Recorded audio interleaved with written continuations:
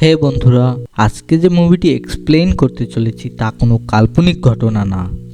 এটি বাস্তব ঘটনা যা 2018 সালে থাইল্যান্ডের একটি গুহাতে এমন একটি ঘটনা ঘটে যা কেউ কখনো ভাবতেও পারেনি। তো দেরি না করে চলো ভিডিওটা শুরু করা যাক। সালটা ছিল 2018 সালে 23শে জুন। মুভির শুরুতে দেখানো হয় উইল্ড ওয়ার্স নামের একটি জুনিয়র ফুটবল টিম একটি ম্যাচ জিতে যায়। সেদিন তাদের টিমের সবচেয়ে ছোট সদস্য চাইয়ের জন্মদিন ছিল। তো তাদের টিমের 12 জন এবং তাদের কোচ এক্কাফং চ্যান্টাওয়ান। ভাগ্যিস আমি থাইল্যান্ডে জন্মগ্রহণ করিনি। এগুলো কি নাম না অন্য কিছু? তো চাইয়ের জন্মদিন ছিল, তাদের চাইয়ের জন্মদিনে নিমন্ত্রণ ছিল। কিন্তু সেদিন ম্যাচ জেতার আনন্দে কোচ এবং বাকি 12 জন থাম লোয়াম কোব নামে একটি গুহায় ঘুরতে যায়। তারা গুহার ভিতরে ঢুকে কিছু দূর যাওয়ার পর সেখানে প্রচণ্ড বৃষ্টি পড়ে। তারা যেহেতু গুহার অনেকটা ভিতরে ছিল তাই তারা বুঝতে পারেনি যে বাইরে এতটা জোরে বৃষ্টি হচ্ছে, কারণ সাধারণত সেই সময় বৃষ্টি হয় না, বর্ষা হয় জুলাই মাসে। অন্যদিকে দেরি হয়ে যাওয়ায় সেই 13 জনের কেউ চাইয়ের জন্মদিনে পৌঁছায় না। তখন তাদেরই একজন বন্ধুর মুখে শোনা যায় ওরা 13 জন থামলোয়াম গুহায় ঘুরতে গেছে। এটা শুনে সবাই ছুটে যায় সেই গুহার দিকে। গুহার কাছে গিয়ে দেখতে পায় যে ভারী বৃষ্টিপাতের ফলে গুহার ভেতরে জল জমে গেছে। এই অবস্থা দেখে এই ছেলেগুলোর আত্মীয়রা এমার্জেন্সি সার্ভিসকে ফোন দেয়। রয়্যাল থাই নেভিসিস, যারা থাইল্যান্ডের জরুরি সেবা প্রদান করে, তাদের টিম সেই গুহার সামনে আসে। কিন্তু গুহার ভেতরে জল এবং এত অন্ধকার ছিল যে কেউ এই গুহার ভিতর প্রবেশ করতে পারবে না। সেখানে ভার্নার নামের একজন লোক আসে, যে কিনা থাইল্যান্ডে থেকে থাইল্যান্ডের গুহা নিয়ে পড়াশোনা করছিল।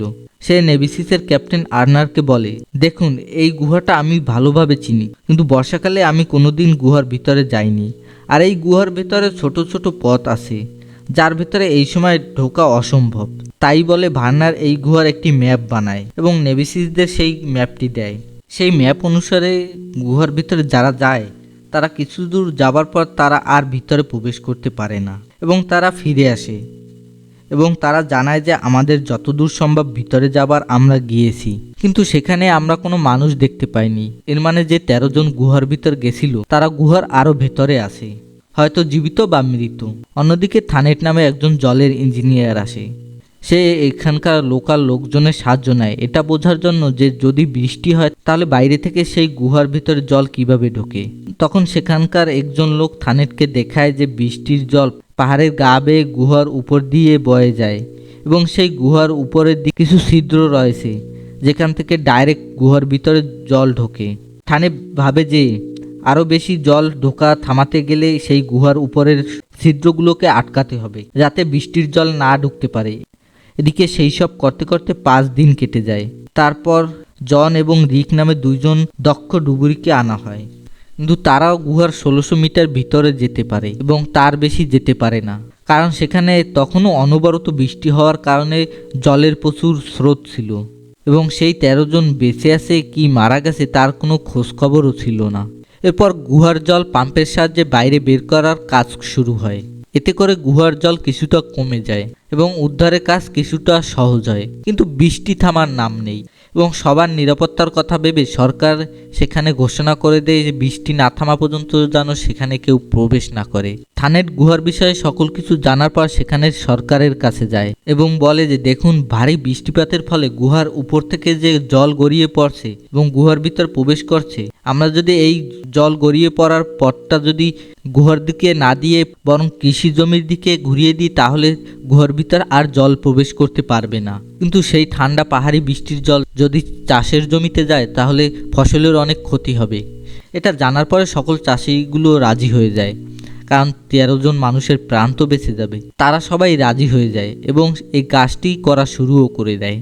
এতে করে গুহার ভিতরে জল ঢোকাটা অনেকটা কমে যায়। এদিকে সেই ছেলেগুলোর আত্মীয় স্বজনরা বাইরের দিকে একটি রানীর মূর্তিকে পূজা করছিল। আসলে থাইল্যান্ডের ওই গ্রামে বলা হয় যে সেই রাজকুমারী তার প্রেমিককে হারানোর দুঃখে সেখানে মারা যায় এবং এই গুহার ভেতরে যে জল আছে তা তারই কান্নার জল। এটাকে তোমরা কুসংস্কার বলো বা মতবাদ, ওখানে এটা প্রচলিত ছিল এবং মানুষ যখন সব দিক থেকে ভেঙে পড়ে তারা কোনো একটা কিছুকে অবলম্বন করে বেঁচে থাকে। তারা তাদের পরিবার পরিজনের জন্য পুজো পাঠ করতে থাকে। এভাবে 10 দিন কেটে যায় এবং 10 দিনের দিন বৃষ্টি থামে। কিন্তু বৃষ্টি থামার পরেও সেই গুহার ভিতরে ঢোকাটা অনেক বিপজ্জনক ছিল। কিন্তু জন এবং রিক সেই গুহার ভিতরে প্রবেশ করার জন্য রাজি হয়ে যায়। বৃষ্টি থামার ফলে গুহার ভিতরে জলের স্রোত কিছুটা আগের থেকে কমেছে। এর ফলে তারা সাঁতরে পাটায়া বিচ নামে একটি জায়গায় এসে পৌঁছায় এবং এদিক ওদিক দেখতে দেখতে তারা খানিকক্ষণ এগিয়ে গিয়ে চেম্বার 9 নামে একটি জায়গায় তারা কিছু টর্চের আলো দেখতে পায় এবং আরও খানিকটা এগিয়ে যাওয়ার পরে দেখতে পায় সেই 10 জন ছেলে এবং তাদের কোচ 10 দিন ধরে এই গুহার ভিতর আটকে আছে এবং চারিদিকে জল ভরে থাকলেও খাওয়ার মতো জল এবং খাবার তাদের কাছে ছিল না।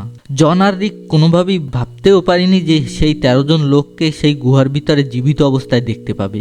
সেই 13 জন এদের দুজনকে দেখে যেন প্রাণ ফিরে পায়। এতদিন পর তারা অন্য কোনো মানুষকে দেখছে যারা কিনা তাদের খোঁজে এই বিপজ্জনক গুহার ভিতরে ঢুকে এসেছে এবং এই দেখে জন আর রিক প্রচণ্ড খুশি যে 13 জনই জীবিত আছে এবং জন আর রিক তাদেরকে বলে, তোমরা এতদিন ধরে না খেয়ে কীভাবে বেঁচে আছো, তোমরা অনেকটা স্ট্রং। তখন তাদের মধ্যে থেকে একজন বলে যে আমাদের কোচ আমাদেরকে প্রতিদিন মেডিটেশন করাতো, অর্থাৎ যোগাসন। তবে যোগাসনে খিদে মেটানো সম্ভব না, কিন্তু যোগাসন মানুষের মনের বল অনেকটা বাড়িয়ে দেয়। জন আর রিক তাদের সাথে কথা বলে কিন্তু তাদেরকে বাইরে নিয়ে যাওয়া যাবে না, কিন্তু কারণ তাদের কাছে অক্সিজেন ছিল না, কারণ জন আর রিক শুধুমাত্র তাদের খোঁজে এসেছিল।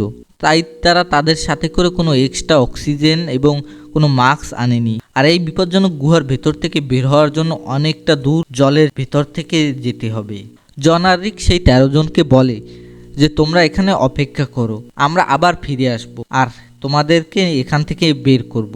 এবং তারা 13 জন যে বেঁচে আছে তার প্রমাণস্বরূপ জন আর রিক তাদের ভিডিও করে বাইরে নিয়ে আসে এবং চারিদিকে সেই ভিডিও ছড়িয়ে পড়ে। সেই ছেলেগুলোর আত্মীয় স্বজনরা জানতে পারে যে তারা 13 জনই বেঁচে আছে এবং তারা সবাই অনেক আনন্দিত হয়, কারণ তারা সবাই ভেবেই নিছিল যে তারা সবাই মারা গেছে। পরের দিন সেই ডুবুরি 2 জনের সাথে একজন ডাক্তার সেই চেম্বার 9-এর ভিতর প্রবেশ করে এবং তাদের সাথে কিছু খাবার এবং জলও নিয়ে যায় এবং সেই ডাক্তার দিয়ে তারা সুস্থ সবল আছে কিনা তার চেক আপও করানো হয়। এবং সেখানে যাওয়ার পর আরেক বিপদ, কারণ সেই ডুবুরিরা সেখানে যাওয়ার পর দেখতে পায় যে তারা তাদের সাথে করে যে অক্সিজেন নিয়েছে তার অর্ধেকেরও বেশি শেষ হয়ে গেছে। মানে সেখান থেকে যে কোনো একজন বের হতে পারবে এবং তাকে বাইরে এসে তাদেরকে বলতে হবে যে তারা কি অবস্থায় আছে। এমন সময় রিকের মাথায় একটি অদ্ভুত রকমের আইডিয়া আসে এবং বলে যে যত দ্রুত সম্ভব আমাদের 2 জন পরিচিত ডুবুরি আছে যার নাম ক্রিস এবং জ্যাসন, এবং একজন ডাক্তার আছে ডক্টর হ্যারিস, তাকেও এখানে ডেকে নিয়ে আসো। এবং ক্রিস, জ্যাসন এবং ডক্টর হ্যারিস সেখানে এসে পৌঁছায়। আর হ্যারিস একজন অজ্ঞান করানোর জন্য অনেক দক্ষ একজন লোক ছিল, মানে যখন অপারেশনের সময় অজ্ঞান করানো হয়, এবং হ্যারিস হচ্ছে মানুষকে অজ্ঞান করাতে দক্ষ। এবং হ্যারিস বলে মানে, রিক বলে সাধারণত জ্ঞান থাকা অবস্থায় গুহার এতটা ভেতর থেকে ওই ছেলেদের বের করা অসম্ভব, কিন্তু একটা উপায় আছে, আমরা ওদেরকে অজ্ঞান করে বের করে নিয়ে আসতে পারবো। আর তুমি এই বিষয়ে অনেক পারদর্শী, আর তুমি জানো কি করে করলে ওদের ক্ষতি হওয়ার চান্স কম থাকে। এই কথা শুনে হ্যারিস প্রথমে রাজি হয় না, কারণ যেখানে জলের মধ্যে অক্সিজেনের অভাব সেখানে সেই মানুষগুলোকে বেহুশ করে নিয়ে আসতে মারাও যেতে পারে। আর এই সব কথা তর্ক বিতর্ক করতে করতে 15 দিন কেটে যায়।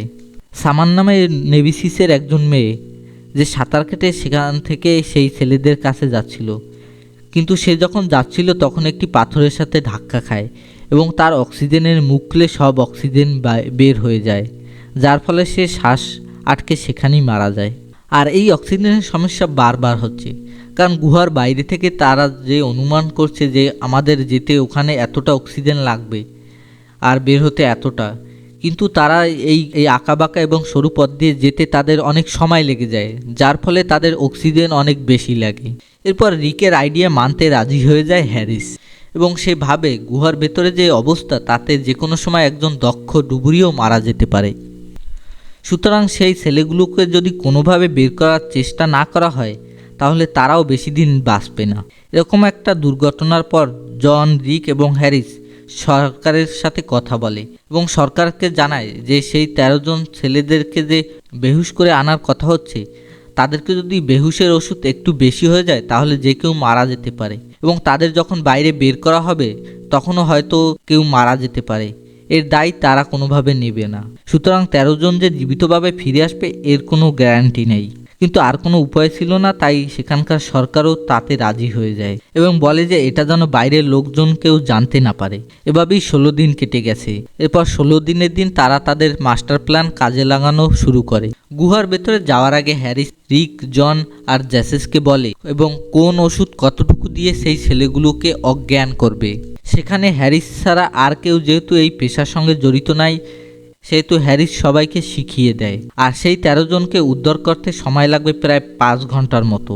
8 ঘন্টা পর পর তাদের থাইটে ইনজেকশন দিতে হবে। এরপর শুরু হয় উদ্ধার কার্য এবং তাদের প্ল্যান অনুযায়ী প্রথম 4 জন ছেলেদেরকে বাইরে বের করে আনার পরিকল্পনা করে এবং সেই ছেলেগুলোকে সুইমিং স্যুট পরিয়ে দেওয়া হয় এবং তাদেরকে সেই ওষুধ দেওয়া হয় এবং তাদেরকে এয়ারটাইট অক্সিজেন মাস্ক পরানো হয়, কারণ যখন জলের নিচ দিয়ে নিয়ে আসা হবে তখন যেন তার ভিতরে কোনো জল প্রবেশ করতে না পারে।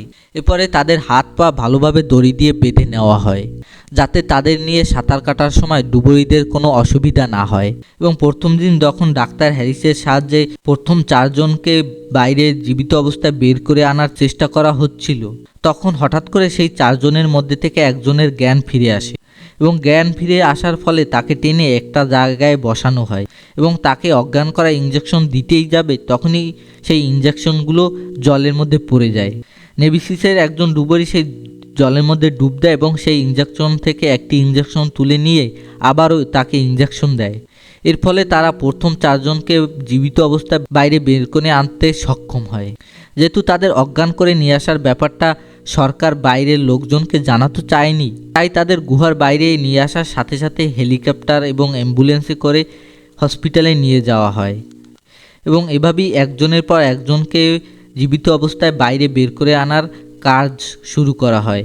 কিন্তু শেষ দিনের দিন আবার ঝমঝমিয়ে বৃষ্টি হওয়া শুরু করে এবং ভারী বৃষ্টিপাতের ফলে গুহার ভিতরে আবার জল ঢোকা শুরু করে। স্বাভাবিকভাবে সব ডুবুরি বৃষ্টি হতে দেখে চিন্তায় পড়ে যায়, তবুও তারা তাদের নিজেদের প্রাণের ঝুঁকি নিয়ে আবারও ভিতরে যাওয়ার সিদ্ধান্ত নেয় এবং তাদেরকে সবাইকে যখন বাইর করা হয় তখন 2 জন বাকি রয়ে যায়। চেম্বার 9-এ পৌঁছানোর পর ক্রিস আরেকটি ছেলেকে নিয়ে বের হয়ে যাওয়ার পর এবং সেখানে 13 জনের মধ্যে বাকি থেকে যায় 2 জন, চাই এবং তাদের কোচ। চাই বয়সে সবার থেকে ছোট ছিল, তাই অন্যদের তুলনায় তার মুখটা ছোট হওয়ার কারণে এয়ারটাইট মাস্ক তার মুখের মধ্যে ঠিকমতোভাবে বসছিল না এবং যদি ঠিকমতো মাস্কটা না বসে তার ফলে তাকে অজ্ঞান করে যখন নিয়ে যাওয়া হবে তখন তার মাস্কের ভিতর জল প্রবেশ করতে পারে এবং সে মারা যেতে পারে। তবে জেসন বলে ঠিক আছে, আমি সামলে নেব, এই মাস্ক পরিয়েই ওকে নিয়ে যেতে হবে, কারণ এটা ছাড়া আর কোনো উপায় নেই। কারণ এখন যদি বাইরে বেরোনো না যায় তাহলে ভারী বৃষ্টিপাতের ফলে আরও জল জমা হবে, তখন বের হতে আরও কঠিন হয়ে যাবে। জেসন চাইকে নিয়ে চলে যাওয়ার পর সবার শেষে রিক কোচকে বাইরে নিয়ে আসা শুরু করে। আসলে এই ডুবুরিরা গুহার ভিতরে এগোনোর জন্য যে সরু সরু দড়ি ব্যবহার করে, তারা যতটা পথ এগোতে পারে ততটা পথ দড়ি আটকে দেয়। এর ফলে সেই দড়ির সাহায্যে আগের দিকে এগিয়ে যেতে এবং সেই জায়গায় যেতে সাহায্য হয়। এরপর চেম্বার 4 পর্যন্ত আসার পর রিক দেখে যে গুহার ভেতরে একটি শুকনো জায়গায় ক্রিস যে ছেলেটাকে নিয়ে ফিরছিল তাকে তুলে নিয়ে বসে আছে। তাকে দেখে অবাক হয়ে রিক জিজ্ঞেস করছে, কি হয়েছে ক্রিস, তুমি এখানে বসে রয়েছো? তখন ক্রিস জানায়, আসলে জলের এত স্রোতে আমার হাত থেকে সেই দড়িটা ছিঁড়ে গেছে। গুহার ভেতরে আলো লাগানোর জন্য যে বৈদ্যুতিক তার দেওয়া হয়েছে আর সেই তার ধরে এই পর্যন্ত আসতে পেরেছি, আর তারপরে আমি আর রাস্তা চিনতে পারছি না। এই কথা শুনে রিক তাকে বলে যে আমরা অনেক দূর এগিয়ে চেম্বার 4 অবধি এসে পড়েছি এবং সেই ভার্নারের ম্যাপের সাহায্যে তারা সেই 13 জন ছেলেকে ঠিকঠাকভাবে বাইরে বের করতে পারে এবং এভাবেই সেই নেভিসিসরা সরকারের সাহায্যে সেই 13 জন ছেলেদেরকে বাইরে বের করে নিয়ে আসতে পারে। উদ্ধার কাজ শেষ হওয়ার পর সরকার সবার কাছে কৃতজ্ঞতা প্রকাশ করে এবং মুভি শেষে নেভিসিস অফিসার সামান, যে কিনা উদ্ধার কার্য চলাকালীন সেখানে শ্বাস আটকে মারা যায়, এবং বেইরাট পাকপারাজ উদ্ধার কার্য চলাকালীন সেখান থেকে হওয়া একটি আঘাত থেকে তার ব্লাড ইনফেকশন হয়ে যায় এবং সেও মারা যায় এবং তাদেরকে শ্রদ্ধা জানানো হয় এবং বলা হয় যে তাদের স্মৃতিতেই এই মুভিটি তৈরি করা হয়েছে। শোনা যায় সেই উদ্ধার কার্য চলাকালীন সময় সেখানে 10,000-এরও বেশি লোক সামিল হয়েছিল এবং যে কৃষকদের সেই ঠান্ডা জলের কারণে ফসলের ক্ষতি হয়েছিল তাদেরকেও ক্ষতিপূরণ দেওয়া হয় এবং সেই 13 জন ছেলেদের উদ্ধার করার 8 মাস সেই গুহাটি পুরোপুরিভাবে জলের নিচে চলে যায়। আর এখানেই এই মুভিটি শেষ হয়ে যায়। তো মুভিটি কেমন লাগলো অবশ্যই কমেন্টে জানাবে। তো ভিডিওটা ভালো লাগলে অবশ্যই লাইক শেয়ার অ্যান্ড সাবস্ক্রাইব করে পাশে থেকো। তো আজকে এই পর্যন্ত, বাই।